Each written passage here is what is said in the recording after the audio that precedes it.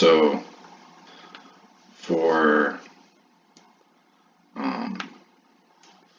physics, we're going to discuss how you can create physical models for your different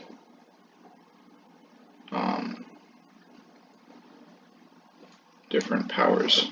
So say we go with some physical object to start with objectivity.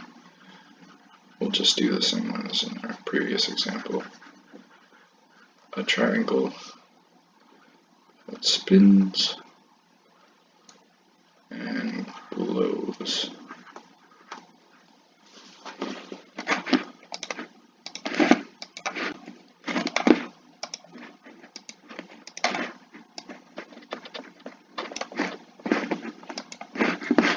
And then what we basically do is we decide how it spins and how it glows.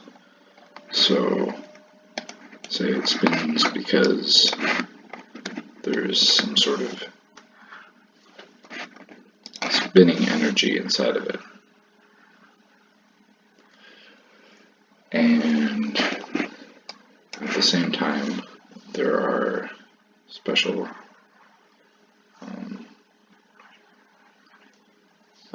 particles that make it glow.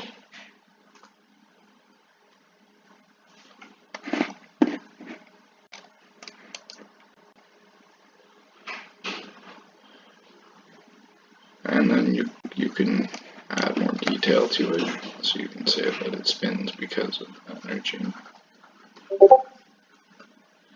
And it glows because of particles.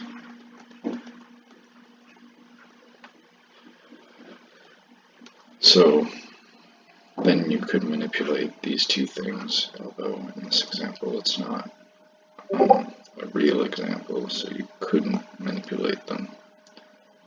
But if you looked for something in the environment that did this, then you could. So an example of a glowing, spinning triangle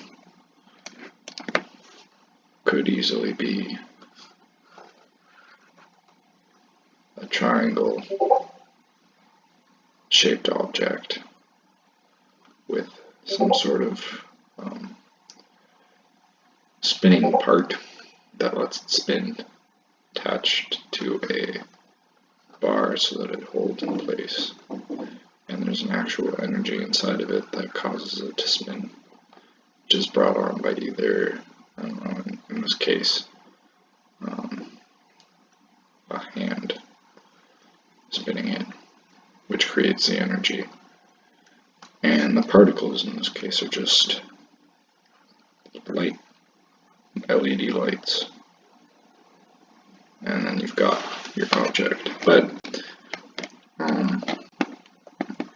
you can take this as deep as you want it by just explaining how each part works. You can increase its physics over time to build some sort of thing or explain something.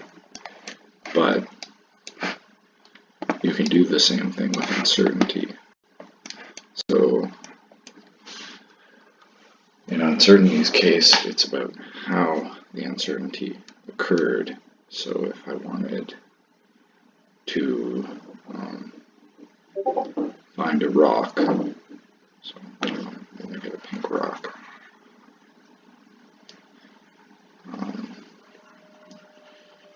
It wouldn't be inside the object, it would be how the rock ended up where it was through some sort of magical wind that blew the rock into place. And that magical wind was brought on by the breath that you breathed.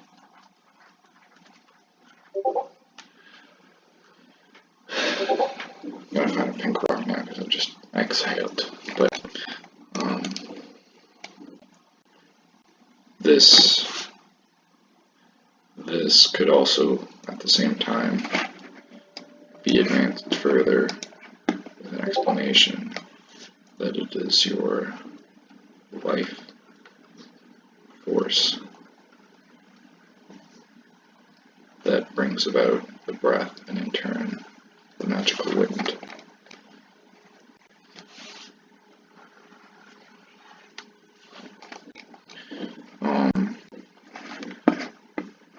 For chant or divination, the same sort of thing, except in this case the card represents some future event.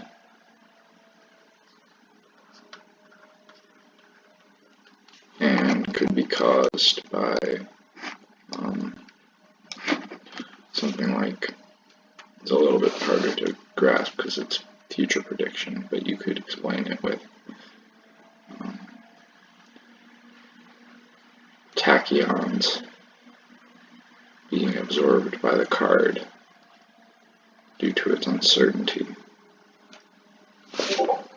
or something, I don't know,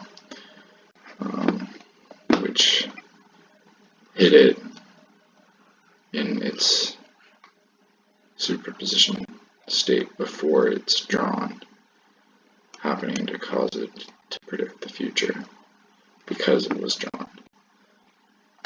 And in the case of will, which is just a desire, you would basically just get from point A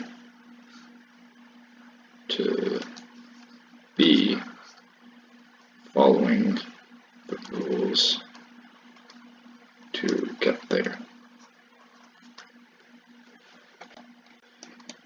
Depending on how you want the thing. Like if you wanted an apple, you would go from not apple to walking to the store to buy an apple and then having an apple. And depending on how you set up your physics, it leads to a different interpretation of how that thing works. Like the breath thing, you would have to breathe to cause pink rocks to appear. Well, this energy and particle gave you the idea on how to build it, and this future prediction thing has to work the way you described it to work. And same with the will, where to get from point A to point B, you have to do that. And depending on how you arrange those physics, your interpretation and your way of going about dealing with that meaning and that power is different. So don't necessarily go with the ones I've used as an example, but rather try to create your own that are different, because they provide a different way to use the object depending on how you arrange the physics and interpretations of those different powers. Not just objects, because those objects are just these ones, and the rest are not technically objects at all, but still have their own physics assigned to them. That concludes this example and explanation of physics, of the physics power.